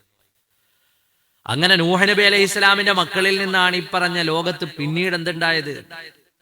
ഈ ജനതയുടെ മുഴുവൻ വ്യാപനം ഉണ്ടായത്. അപ്പൊ അത്ര ആളെ ഉണ്ടായിരുന്നുള്ളൂ. അതിൽ നിന്ന് ഇതെല്ലാം ഉണ്ടായി വന്നില്ലേ? അതുപോലെ ആ കപ്പൽ ഒരു ദൃഷ്ടാന്തല്ലേ? എവിടെയാണ് എന്താണെന്നറിയില്ല, വെള്ളത്തിന്റെ മേലെ പൊങ്ങിക്കിടന്നിട്ട്, നേരത്തെ നമ്മൾ പറഞ്ഞതുപോലെ തുർക്കിയിലെ അറാറത്ത് പർവ്വത നിരകളിലെ ജൂദിയിൽ പോയി ചേരുമ്പോൾ എത്ര മേലെയാണെന്ന് വെള്ളമുള്ളത്. അല്ലാഹു തആല അവരെ സംരക്ഷിച്ചില്ലേ? ആ സമൂഹത്തെ സംരക്ഷിച്ചില്ലേ? എല്ലാ ജീവജാലങ്ങളെയും സയ്യിദുനാ നൂഹ് നബി അലൈഹിസ്സലാം കപ്പലിലേക്ക് കയറ്റുന്ന സമയത്ത് കഴുത കപ്പലിലേക്ക് കയറുമ്പോ ഇബ്ലീസ് അതിന്റെ വാലിൽ പിടിച്ചു എന്നാണ്. എത്ര പറഞ്ഞിട്ടും കഴുത കപ്പലിൽ കയറുന്നില്ല. അവസാനം നൂഹ് നബി അലൈഹി സ്വലാമിന് ദേഷ്യം പിടിച്ചിട്ട് നൂഹ് നബി അലൈഹി സ്വലാം പറഞ്ഞു, ശൈത്താനെ, ഇബ്ലീസെ കയറിക്കൊന്നു. അപ്പൊ കൂടെ ആരും കയറി? ഇബ്ലീസും കയറി. കപ്പലിൽ വെച്ച് പിന്നെ ഇബ്ലീസിനെ സയ്യിദുനാ നൂഹ് നബി അലൈഹി സ്വലാം കണ്ടപ്പോ ചോദിച്ചു, നീ എപ്പോ കയറിയെന്ന് ചോദിച്ചു. അപ്പൊ പറഞ്ഞു, നിങ്ങളല്ലേ പറഞ്ഞ ഇബ്ലീസെ കയറിക്കൊള്ളാൻ. ഞാനങ്ങനെ ചോദിക്കാതൊന്നും കയറിയതല്ല. നിങ്ങളല്ലേ പറഞ്ഞ ഇബ്ലീസെ കയറിക്കോളാൻ പറഞ്ഞില്ലേ കഴുതയുടെ വാലി പിടിച്ചപ്പോ? അപ്പോഴാണ് ഞാൻ ഇതിനകത്ത് കയറിയത് എന്ന് പറഞ്ഞു. അപ്പൊ അതിൽ നമുക്ക് മനസ്സിലാക്കണ്ട, നമ്മളെ മക്കളെയൊക്കെ നമ്മൾ ശകാരിക്കുമ്പോ നമ്മൾ എന്ത് ചെയ്യരുത്? ഈ ലാനത്താക്കപ്പെട്ട ഇബ്ലീസിന്റെ പേരിൽ ചിലർ വിചാരിക്കുക, ചീത്ത പറയാ, പട്ടി, നായ, പൂച്ച എന്നൊക്കെ പറയാ, അല്ലെങ്കിൽ വേറെന്തെങ്കിലും ഒക്കെ വിളിക്കുക. അങ്ങനൊന്നും വിളിക്കാൻ പാടില്ല. അതിനേക്കാളൊക്കെ തഖ്വയുള്ള ചീത്ത ശൈത്താനാണ്. ഇബ്ലീസെ, ശൈത്താനെ, ദജ്ജാലെ എന്നൊക്കെ കുട്ടികളെ വിളിക്കും. ചില ആളുകളുടെ പ്രയോഗം കേട്ടാൽ ചിരി വരും. ആരും ഉപയോഗിക്കാനല്ല. ഞാൻ ഈ അടുത്ത സമയത്ത് ഒരു യാത്ര ചെയ്യുമ്പോൾ മറ്റൊരാളെ വിളിക്കുന്ന കേട്ടോ, എടാ നാടൻ ദജ്ജാലേന്ന്. നാടൻ ദജ്ജാലേന്ന് ഒരാളെ വിളിക്കുന്ന കേട്ടു. സാധാ ദജ്ജാലല്ല, ലോക്കൽ നാടൻ ദജ്ജാൽ. അപ്പൊ ഇങ്ങനെയൊക്കെ മക്കളെ വിളിക്കുന്ന ആളുകളുണ്ടാവും, ഇബ്ലീസ് എന്ന് വിളിക്കുന്നവർ, ശൈത്താൻ. നിങ്ങൾ ആലോചിച്ച് നോക്കിയേ, പട്ടിയെ അല്ലാഹു തആല ശപിച്ചിട്ടില്ല, പന്നിയെ അല്ലാഹു തആല ശപിച്ചിട്ടില്ല, ഇബ്ലീസിനെ അല്ലാഹു തആല ശപിച്ചിട്ടുണ്ട്. ഇപ്പൊ ഈ ലാനത്താക്കപ്പെട്ട ഇബ്ലീസിന്റെ പേരിൽ നമ്മളെ മക്കളെ വിളിക്കരുത്. ശൈത്താൻ എന്ന് വിളിക്കരുത്, ദജ്ജാൽ എന്ന് വിളിക്കരുത്. അതൊക്കെയും കുഫ്രിയത്തിലേക്ക് ചേരുന്ന, അതുപോലെ അള്ളാഹുവിനെ നിന്ദിച്ച് അള്ളാഹുവിനെ ധിക്കരിച്ച ആളുകളുടെ പേരിൽ അതൊന്നും വിളിക്കരുത്. എന്തെങ്കിലുമൊക്കെ ദേഷ്യം വന്നാൽ അവരുടെ പേര് തന്നെ നല്ലതുപോലെ ഒന്ന് വിളിച്ചാൽ മതി. അല്ലാതെ ആവശ്യമില്ലാത്ത പദപ്രയോഗങ്ങൾ നമ്മുടെ മക്കളോട് നടത്താൻ പാടില്ല. ഇത്തരം പ്രയോഗങ്ങൾ നമ്മൾ ഉപയോഗിക്കാൻ പാടില്ല. അപ്പൊ അതിലൂടെ നമ്മുടെ മക്കളോട് ശൈത്താനെ കയറുമെന്ന് പറയുമ്പോൾ ചിലപ്പോൾ കൂടെ ആരും കയറും, ഇബ്ലീസും കൂടെ വീട്ടിനകത്തേക്ക് കയറും. അതാ പറഞ്ഞേ, നിങ്ങൾ ഇബ്ലീസിനോട് പറഞ്ഞില്ലേ, കഴുത കയറാൻ നേരത്ത് പറഞ്ഞില്ലേ, ഇബ്ലീസ് കയറും എന്ന് പറഞ്ഞില്ലേ, അപ്പോഴാണ് ഞാൻ കയറിയതെന്ന് ഇബ്ലീസ് പറഞ്ഞു. അപ്പൊ ഇങ്ങനെ നമ്മുടെ മക്കളോട് നല്ല രീതിയിൽ വർത്തമാനം പറയാം. ചുരുക്കത്തിൽ അവരുടെ സന്തതികളെയൊക്കെ ഭാരം നിറച്ച കപ്പലിൽ കയറ്റിക്കൊണ്ടുപോയ ആ സംഭവം അവർക്കൊരു ദൃഷ്ടാന്തമാണ്.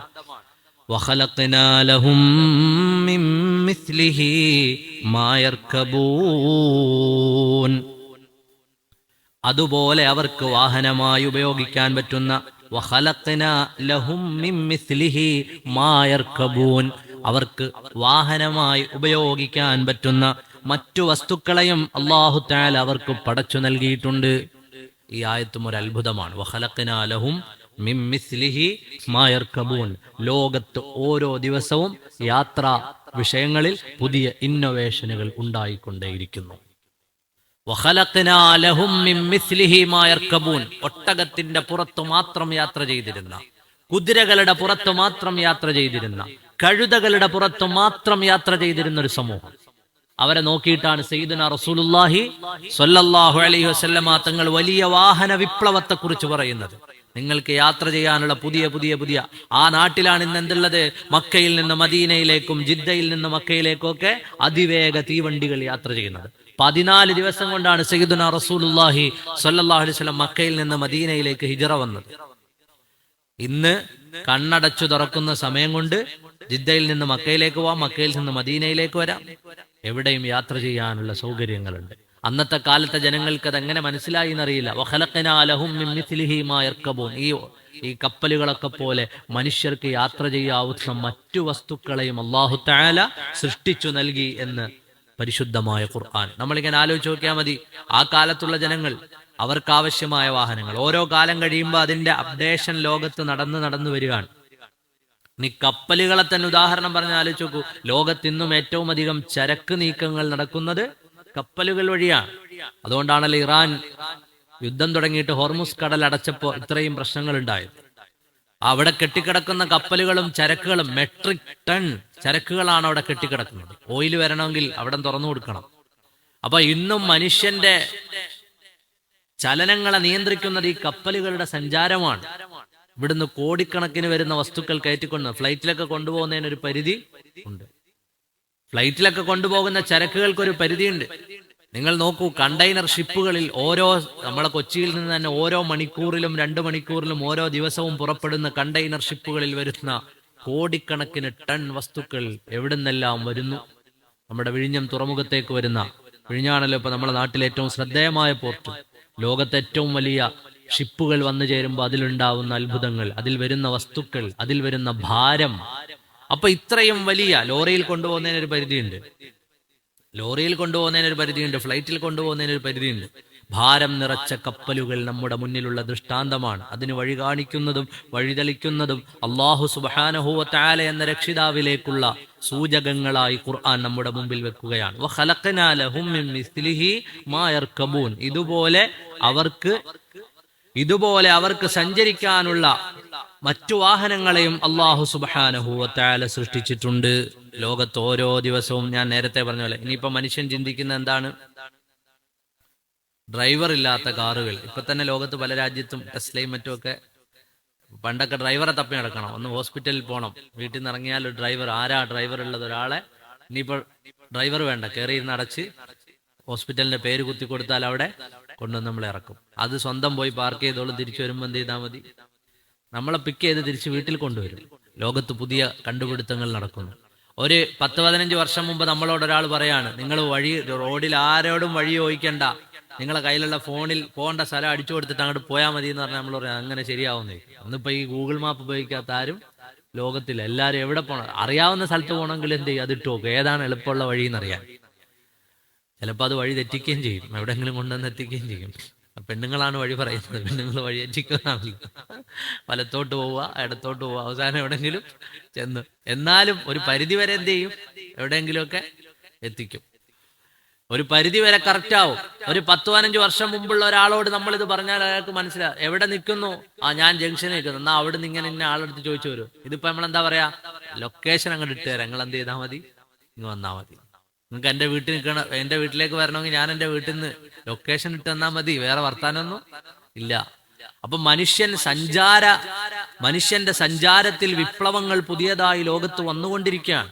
മനുഷ്യൻ പണ്ട് പായക്കപ്പലിൽ സഞ്ചരിച്ചു. ഈ കപ്പലുകളിൽ യാത്ര ചെയ്തിട്ടാണ് മനുഷ്യൻ പല സ്ഥലങ്ങളും പല ഇടങ്ങളും കാണുകയും കണ്ടെത്തുകയും ചെയ്തത്. അപ്പൊ മനുഷ്യൻ പല വിപ്ലവങ്ങളും ലോകത്തുണ്ടായത്. പോർച്ചുഗീസുകാരനായ വാസ്കോ ഡ ഗാമ ഇന്ത്യയിലേക്ക് വന്നു. പിന്നീട് ഇവിടെ നടന്ന സംഭവങ്ങൾ നമുക്കറിയാം. അറബികൾ ഇവിടെ വ്യാപാരത്തിന് വന്നു. ചൈനക്കാരുടെ സംസ്കാരം ഇവിടേക്ക് വന്നു. അവരിവിടെ വന്നു. ചൈനക്കാരിവിടെ വന്നു, കച്ചവടം ചെയ്തു. ലോകത്തെ പല ആളുകളും പല നാടുകൾ കണ്ടതുമൊക്കെയും ഈ കപ്പലുകളിലൂടെ യാത്ര ചെയ്തിട്ടാണ്. അപ്പൊ അതിനെ അല്ലാഹു തആല ഉദാഹരിക്കുകയാണ്. അപ്പോ പരിശുദ്ധമായ ഖുർആൻ പറയുന്നു, നിങ്ങൾക്ക് അല്ലാഹു തആല യാത്ര ചെയ്യാനുള്ള മറ്റു വാഹനമായി ഉപയോഗിക്കാനുള്ള മറ്റു വസ്തുക്കളും അല്ലാഹു തആല സൃഷ്ടിച്ചിട്ടുണ്ട്. മൃഗങ്ങളെ യാത്രയ്ക്ക് ഉപയോഗിക്കാം. അതല്ലാത്ത ഇത്തരം പുതിയ പുതിയ ചിന്തകൾ, ആലോചനകൾ, ഇതൊക്കെ നമ്മളൊക്കെ ദിവസേന കാണുന്നതാണ്. ഓരോരോ പുതിയ കാറുകൾ ഇറങ്ങുന്നു, പുതിയ വാഹന സൗകര്യങ്ങൾ ലോകത്തുണ്ടാകുന്നു. ഇതൊക്കെ നമുക്ക് അള്ളാഹുവിനെ കുറിച്ച് ആലോചിക്കാൻ വേണ്ടിയുള്ളതാണ്. ഏത് വാഹനത്തിൽ യാത്ര ചെയ്താൽ തൊട്ടടുത്ത ആയത്ത് നോക്കുക, ഇന്നശ നുഗ്രിഖുഹും ഫലാ സരീഖ ലഹും വലാ ഹും യുൻഖദൂൻ. വഇന്നശ നുഗ്രിഖുഹും ഫലാ സരീഖ ലഹും വലാ ഹും യുൻഖദൂൻ. അല്ലാഹു സുബ്ഹാനഹു വ തആല ഉദ്ദേശിക്കുന്ന പക്ഷം അല്ലാഹു തആല ഈ കപ്പലുകളെയൊക്കെ മുക്കിക്കളയുന്നതാണ്, അതുപോലെ അപകടപ്പെടുത്തുന്നതാണ്. അപ്പോൾ അവർക്കൊരു സഹായിയും ഉണ്ടാവുകയില്ല. അങ്ങനെ അല്ലാഹു സുബ്ഹാനഹു വ തആല അവരെ ശിക്ഷിച്ചാൽ, മുക്കിക്കളഞ്ഞാൽ, അപകടപ്പെടുത്തിയാൽ, ഫലാ സരീഖ ലഹും വലാ ഹും യുൻഖദൂൻ. അല്ലാഹു തആല അങ്ങനെ ചെയ്യുന്ന പക്ഷം അവർക്ക് സഹായികളില്ല, അവരെ സഹായിക്കാൻ ആരുമില്ല. അവരെ അല്ലാഹു തആല മുക്കിക്കളഞ്ഞാൽ അവരെ രക്ഷിക്കാൻ ആരുമില്ലെന്ന് പരിശുദ്ധമായ ഖുർആൻ. അതായത് ഈ യാത്ര ചെയ്യുന്ന നേരത്തെല്ലാം അള്ളാഹുവിന്റെ കാരുണ്യമാണ് ഇതൊക്കെ ഇങ്ങനെ ചലിക്കുന്നത്. ഒരു മനുഷ്യൻ ഭ്രാന്തനായാൽ മതി, റോഡുകളിൽ നൂറുകണക്കിന് അപകടം നടക്കും. ഒരു മനുഷ്യൻ വെള്ളം അടിച്ചോണ്ട്, അതുകൊണ്ടാണല്ലോ വെള്ളം അടിച്ചിട്ട് വണ്ടി ഓടിക്കരുതെന്ന് പറയാം അല്ലേ? എന്തുകൊണ്ടാ? ഇവന്റെ ജീവന് മാത്രമല്ല അപകടം, ബാക്കിയുള്ള ആളിന്റെ ജീവനും. നമ്മൾ എത്ര ശ്രദ്ധിച്ചു വണ്ടി ഓടിച്ചാലും ഓപ്പോസിറ്റ് വരുന്നവന്റെ ബോധം ശരിയല്ലെങ്കിൽ അതെവിടെയെങ്കിലും പോയി മുട്ടും. ചിലപ്പോൾ അതിങ്ങോട്ട് വന്ന് കയറും. അള്ളാഹു എല്ലാ അപകടങ്ങളെ തൊട്ടും കാത്തു രക്ഷിക്കുമാറാകട്ടെ. അപ്പൊ അള്ളാഹു ഉദ്ദേശിക്കുന്ന പക്ഷം മാത്രമല്ല, ഈ കപ്പലുകളൊക്കെ യാത്ര ചെയ്യുന്നത് പലപ്പോഴും കാറ്റിനെ അടിസ്ഥാനപ്പെടുത്തിയാണ്. അതുപോലെ നക്ഷത്രങ്ങളെ അടിസ്ഥാനപ്പെടുത്തി യാത്ര ചെയ്യുന്നത്. കോക്പിറ്റിൽ നിന്നൊക്കെ നോക്കിയാൽ നക്ഷത്രങ്ങൾ കാണാം. നക്ഷത്രങ്ങളെ അടയാളപ്പെടുത്തിയിട്ട് പോകാനുള്ള വഴി തിരഞ്ഞെടുക്കുന്ന ആളുകളുണ്ട്. പഴയ ആളുകൾക്കൊക്കെ അറിയാം, ചില നക്ഷത്രങ്ങൾ കണ്ടാൽ ഈ ഭാഗത്തേക്കാണ് യാത്ര ചെയ്യേണ്ടത്, ഇന്ന ഭാഗത്തേക്കാണ് യാത്ര ചെയ്യേണ്ടത്. ഏറ്റവും മികച്ച നാവിഗേഷൻ സിസ്റ്റം ആകാശത്താണുള്ളത്. അപ്പൊ അത് കാണുന്ന സമയത്ത് കടലിലൂടെ യാത്ര ചെയ്യുന്നവർക്ക് നക്ഷത്രങ്ങളെ ഉപയോഗിക്കാം. ഈ നക്ഷത്രം ഇന്ന ഭാഗത്താണ് ഉദിച്ചു വരിക, ആ ഭാഗത്തേക്ക് യാത്ര ചെയ്താൽ കരയെത്തും. അപ്പൊ ഇതൊക്കെ നഷ്ടപ്പെട്ടാലും ലോകത്ത് ഉപയോഗപ്പെടുത്തിക്കൊണ്ടിരിക്കുന്നത് അല്ലാഹു തആല ഉപയോഗിച്ച്, അല്ലാഹു തആല പടച്ച് സംവിധാനിച്ച സംവിധാനങ്ങളാണ്. ഇല്ലാ റഹ്മതം മിന്നാ വമതാഅൻ ഇലാ ഹീൻ.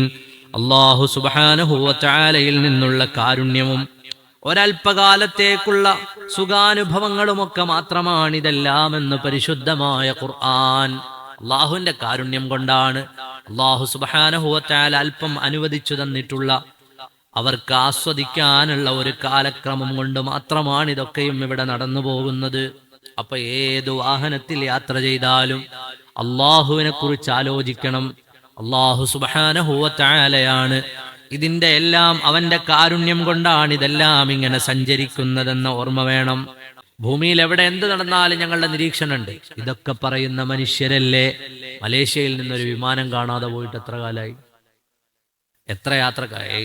മനുഷ്യനെടുത്ത് എവിടെയെങ്കിലും ഒളിപ്പിച്ചു വെക്കാൻ പറ്റിയ സാധനമല്ല. മലേഷ്യയിൽ നിന്ന് പുറപ്പെട്ടിട്ട് എത്രയോ യാത്രക്കാരുമായൊരു വിമാനം കാണാതെയായിട്ട് എത്രയോ കാലമായത്. എവിടെ? നമ്മൾ ഈ ആയത്തുകളൊക്കെ ഓതുന്ന സമയത്ത് ആലോചിക്കാനാണ്. ഇല്ലാ റഹ്മതം മിന്നാ വമതാഅൻ ഇലാ ഹീൻ. അതിന്റെ തൊട്ട് മുമ്പത്തെ ആയത്ത് നോക്കുക, ഇന്ന ശഅനുഗ്രിഖുഹും ഫലാ സരീഖ ലഹും വലാ ഹും യുൻഖദൂൻ. അല്ലാഹു സുബ്ഹാനഹു വ തആല നശിപ്പിച്ചു കളയാൻ ഉദ്ദേശിക്കുന്ന പക്ഷം അവരെ സഹായിക്കാൻ ആരുമില്ല, അവരുടെ രക്ഷയ്ക്ക് ആരും എത്തുകയുമില്ല. അപ്പോൾ അള്ളാഹു ആകുന്ന രക്ഷിതാവിന്റെ കാരുണ്യമാണ് ഈ സഞ്ചാരങ്ങളെല്ലാം.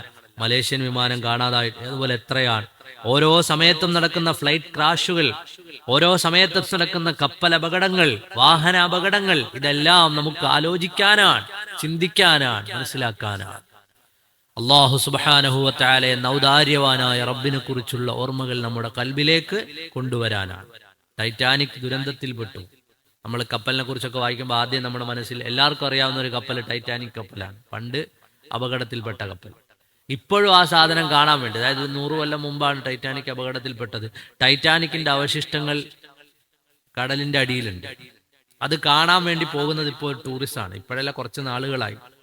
അത് കാണാൻ വേണ്ടിയിട്ട് ആളുകൾ പോകും. കാരണം 100 കൊല്ലം മുമ്പുള്ള കപ്പലിന്റെ ഒരു സ്ട്രക്ചർ, അതിന്റെ എഞ്ചിനീയറിംഗ്, അതിനുള്ളിലുള്ള സൗകര്യങ്ങളൊക്കെ കാണാൻ വേണ്ടി, കടലിന്റെ അടിയിൽ കിടക്കുന്ന കപ്പലിനെ കാണാൻ വേണ്ടി കാനഡയിൽ ചെന്നാൽ ഒരു 5 മില്യൺ പൗണ്ടോ മറ്റോ ആണ് അതിന്റെ യാത്രാ ചെലവ്. പോകുന്ന ആളുകളെ കൊണ്ടുപോകുന്നത് എങ്ങനെയാണ്? കപ്പലിൽ നിന്ന് ഇറക്കിയിട്ട് എല്ലാ ഭാഗങ്ങളും സുരക്ഷിതമായി ബന്ധിച്ച ഒരു ബോട്ടിന്റെ ഉള്ളിലാക്കിയിട്ട് താഴേക്ക് കൊണ്ടുപോയി അതിന്റെ ഉള്ളിൽ ഇരുന്നുകൊണ്ട് ഈ ടൈറ്റാനിക് മുഴുവനും കാണാൻ പറ്റും.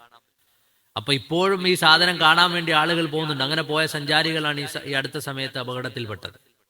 അപ്പോൾ മനുഷ്യൻ അല്ലാഹു തആല ഇത്തരത്തിലുള്ള ദൃഷ്ടാന്തങ്ങൾ പലതും വെച്ചിട്ടുണ്ട്. എല്ലാ സാങ്കേതിക വിദ്യകളും ഉള്ള കപ്പലായിരുന്നു അന്നത്.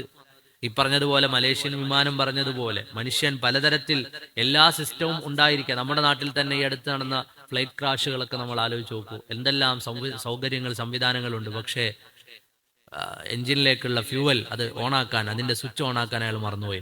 ഒരു ചെറിയ ഹ്യൂമൻ എറർ ഒരു വലിയ ജനതയുടെ മുഴുവൻ ജീവനെടുത്തു. ഇല്ലാ റഹ്മത്തം മിന്നാ വ മതാഅൻ ഇലാ ഹീൻ. മനുഷ്യൻ ഈ സഞ്ചരിച്ചുകൊണ്ടിരിക്കുക നിരന്തരം. ഈ സാധനം സൂര്യൻ സഞ്ചരിക്കുന്നു എന്ന് പറഞ്ഞതുപോലെ, ഭൂമിയിൽ നിന്ന് പൊട്ടിമുളയ്ക്കുന്നു എന്ന് പറഞ്ഞതുപോലെ വാഹനങ്ങൾ സഞ്ചരിക്കാത്ത ഒരു സെക്കൻഡും ലോകത്തില്ല.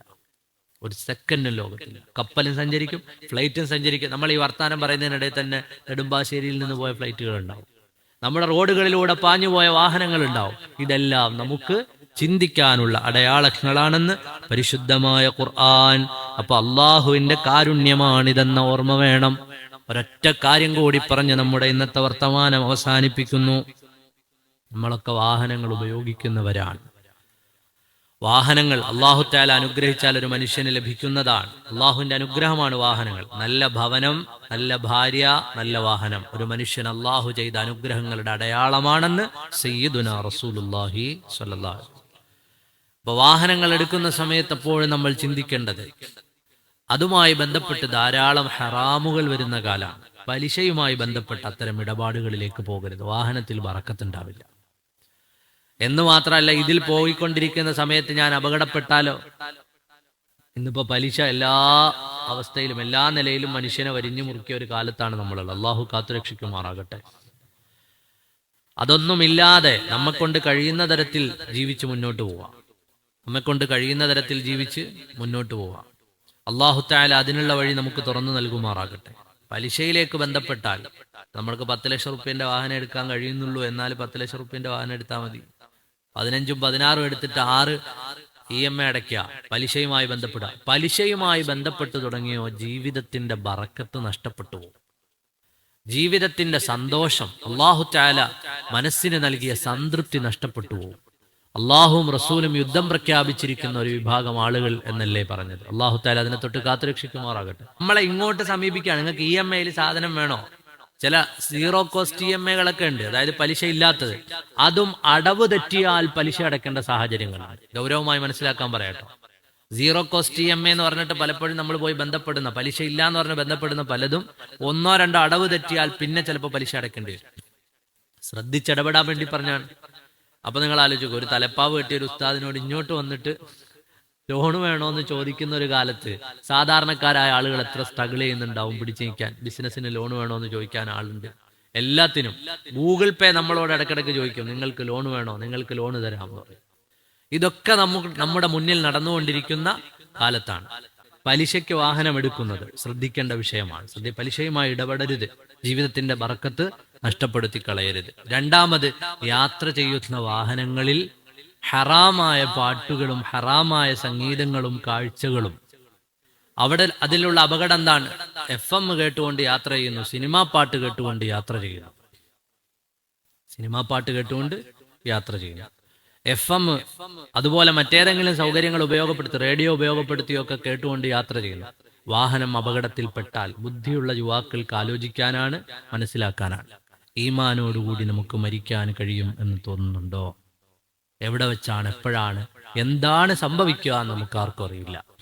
നമ്മുടെ ഇതിന്റെ ഉള്ളിൽ നിന്ന് കേൾക്കുന്നത് ഹറാമിന്റെ പാട്ടിങ്ങനെ കേട്ടുകൊണ്ടിരിക്കുകയാണ്, മോശപ്പെട്ടത് കേട്ടുകൊണ്ടിരിക്കുകയാണ്. ആ സമയത്ത് നമ്മുടെ വാഹനം അപകടപ്പെടുകയും നമ്മൾ മരിക്കുകയും ചെയ്താൽ നമ്മുടെ അവസ്ഥ എന്താണ്? അപ്പൊ നമ്മുടെ വാഹനങ്ങളിൽ അള്ളാഹു പൊരുത്തപ്പെട്ടത്, അള്ളാഹുവാണ് ഇത് നമുക്ക് തന്നത് എന്ന ചിന്തയോടെ വാഹനങ്ങൾ ഉപയോഗിക്കുമ്പോൾ ഹലാലായത് തന്നെ ലോകത്ത് എത്രയുണ്ട് കേൾക്കാൻ, അതൊക്കെ കേൾക്കൂ, ആസ്വദിക്കാം, പ്രശ്നമില്ല. ഹറാമായ കാഴ്ചകളും കേൾവികളും യാത്രകളിൽ നിന്ന് ഒഴിവാക്കണം. അള്ളാഹു സുബ്ഹാനഹു വ തആല നമുക്ക് ആലോചിക്കാനും ചിന്തിക്കാനും പഠിക്കാനും മനസ്സിലാക്കാനും ഒക്കെ അള്ളാഹു സുബ്ഹാനഹു വ തആല തൗഫീഖ് നൽകുമാറാകട്ടെ. മറ്റൊരു ഭാഗത്തേക്ക് 45-ാം വചനം മുതൽ സൂറത്ത് യാസീൻ കടക്കുകയാണ്. ഇൻഷാ അള്ളാഹ് ബാക്കി നാളെ പറയാം. അള്ളാഹു നമ്മുടെ ഈ ഒരുമിച്ച് കൂടൽ കബൂൽ ചെയ്യുമാറാകട്ടെ. പള്ളിയിൽ ഒരുമിച്ച് കൂടിയിരുന്ന് പരിശുദ്ധമായ റമദാനിന്റെ പകലുകളിൽ സൂറത്ത് യാസീൻ അറിയാനും പഠിക്കാനും നമ്മൾ നടത്തുന്ന ഈ ശ്രമങ്ങൾ അള്ളാഹു കബൂൽ ചെയ്യുമാറാകട്ടെ. ഖുർആനിന്റെ അഹ്ലുകാരായി നമ്മെ അള്ളാഹു നാളെ അള്ളാഹുവിലേക്ക് വിളിച്ചു ചേർക്കുമാറാകട്ടെ. അള്ളാഹുവെ, ഞങ്ങളുടെ മാതാപിതാക്കളിൽ നിന്ന്, ഉസ്താദുമാരിൽ നിന്ന്, സഹോദരങ്ങളിൽ നിന്ന്, ബന്ധുമിത്രാദികളിൽ നിന്ന് വിട പറഞ്ഞവരുടെ എല്ലാം ഖബർ നീ സ്വർഗമാക്കി കൊടുക്കണേ അല്ലാ. അവരുടെയൊക്കെ ഖബറുകൾ വെളിച്ചമുള്ളതാക്കണേ അല്ലാ. നിന്റെ കാരുണ്യം അവർക്ക് നീ ചൊരിഞ്ഞു കൊടുക്കണേ അല്ലാ. പടച്ചവനെ, റമളാനിന്റെ മഗ്ഫിറത്തിന്റെ 10 അവസാനത്തെ സമയങ്ങളാണ് അള്ളാഹുവെ. ഒരു തറാവീഹും ഒരു പകലും കൂടി കഴിഞ്ഞാൽ ഈ 10 അവസാനിക്കുന്നു. അള്ളാഹുവെ, ഞങ്ങൾക്ക് എല്ലാവർക്കും നീ മഗ്ഫിറത്ത് ചെയ്യണേ അല്ലാ. അള്ളാഹുവെ, നിന്നിൽ നിന്ന് മഗ്ഫിറത്ത് ലഭിച്ചു എന്ന് സന്തോഷം കിട്ടിയ മുഅ്മിനീങ്ങളിൽ ഞങ്ങളെ നീ ഉൾപ്പെടുത്തി തരണേ അല്ലാ. സൂറത്ത് യാസീൻ പറഞ്ഞ മാന്യമായ പ്രതിഫലവും മഗ്ഫിറത്തും കിട്ടിയ മുഅ്മിനീങ്ങളിൽ ഞങ്ങളെ നീ ഉൾപ്പെടുത്തി തരണേ അല്ലാ. പടച്ചവനെ, ഞങ്ങളുടെ എല്ലാവരുടെയും എല്ലാ കാര്യങ്ങളിലും നീ ഖൈറു ബറക്കാത്തുകൾ പ്രദാനം ചെയ്യണേ അല്ലാ. റാഹത്തു നൽകണേ അല്ലാ. മനസ്സിന് സമാധാനം നൽകണേ അല്ലാ. നീ പൊരുത്തപ്പെട്ട വഴിയിലൂടെ ഞങ്ങളെ നീ നടത്തണേ അല്ലാ. പടച്ചവനെ, ഞങ്ങൾ ചെയ്യുന്ന ബിസിനസ്സുകൾ, സ്ഥാപനങ്ങൾ, സംരംഭങ്ങൾ, കച്ചവടങ്ങൾ എല്ലാത്തിലും നീ ഖൈറു നൽകണേ അല്ലാ. ഞങ്ങളുടെ മഹല്ലത്തുകൾക്ക് നീ ഐക്യം നൽകണേ അല്ലാ. മുഅ്മിനീങ്ങൾക്ക് നീ ആരോഗ്യം വർദ്ധിപ്പിക്കണേ അല്ലാ. പള്ളിയോടെപ്പോഴും ബന്ധപ്പെടുന്നവരുണ്ട്, നോമ്പ് തുറപ്പിക്കുന്നവരുണ്ട്, പള്ളിയുമായി ബന്ധപ്പെട്ട പരിപാലനങ്ങൾ നിർവഹിക്കുന്നവരുണ്ട്. എല്ലാവർക്കും നീ ഖൈറു ചൊരിയണേ അല്ലാ. പടച്ചവനെ, ഞങ്ങളുടെ വഅലുകൾ, ഞങ്ങളുടെ വർത്തമാനങ്ങൾ, ഞങ്ങളുടെ മജ്ലിസുകൾ, ഞങ്ങളുടെ ക്ലാസുകൾ അത് ഞങ്ങളുടെ ഇൽമല്ല, ഞങ്ങളുടെ അമലല്ല, ഞങ്ങളുടെ തഖ്വയല്ല, ഇഖ്ലാസല്ല, ഞങ്ങളുടെ മഹാന്മാരായ ഗുരുനാഥന്മാരുടെ പൊരുത്തമാണ്, ഞങ്ങളുടെ മാതാപിതാക്കളുടെ ദുആയാണ്. റബ്ബേ, അവർക്ക് നീ ആഫിയത്ത് നൽകണേ അല്ലാ. ദീർഘായുസ് നൽകണേ അല്ലാ. അവരിൽ നിന്ന് മരണപ്പെട്ടവർക്ക് മഗ്ഫിറത്ത് നീ പ്രദാനം ചെയ്യണേ അല്ലാ. ഈ പള്ളിയിൽ ഒരുമിച്ച് കൂടിയിരിക്കുന്ന എല്ലാ മുഅ്മിനീങ്ങളിലും നീ മർഹമത്തും മഗ്ഫിറത്തും അല്ലാഹുവേ, നിന്റെ കാരുണ്യത്തിന്റെ നോട്ടവും പ്രദാനം ചെയ്യണേ അല്ലാ. ഞങ്ങളെല്ലാം നീ നന്നാക്കി തരണേ അല്ലാ. ഒരപകടത്തിലും ഞങ്ങളെ നീ പെടുത്തല്ല അല്ലാ. അപകട മരണങ്ങളിൽ പെടുത്തല്ല അല്ലാ. ഞങ്ങളോട് പല കാര്യങ്ങൾ പറഞ്ഞ് ദുആ കൊണ്ട് വസിയത്ത് ചെയ്തവരുണ്ട്. അവരെല്ലാം ഈ ദുആയിൽ നീ ചേർക്കണേ അല്ലാ. മരിക്കുന്ന സമയം എവിടുന്നാണെങ്കിലും എപ്പോഴാണെങ്കിലും തെളിഞ്ഞ ഈമാനോടെ കലിമത്തു തൗഹീദ് ചൊല്ലി മരിക്കാൻ റബ്ബേ യാസീൻ ഞങ്ങൾക്ക് കാരണമാക്കി തരണേ അല്ലാ. ഖുർആൻ കൊണ്ട് ഞങ്ങൾക്ക് കാരണമാക്കണേ അല്ലാ. ഹബീബായ നബിതങ്ങളെ കൊണ്ട് അതിന് ഞങ്ങൾക്ക് നീ വിധി കൂട്ടിത്തരണേ അല്ലാ. ആമീൻ ബിറഹ്മതിക യാ അർഹമർ റഹീമീൻ ബിഹഖി സ്വല്ലല്ലാഹു അലാ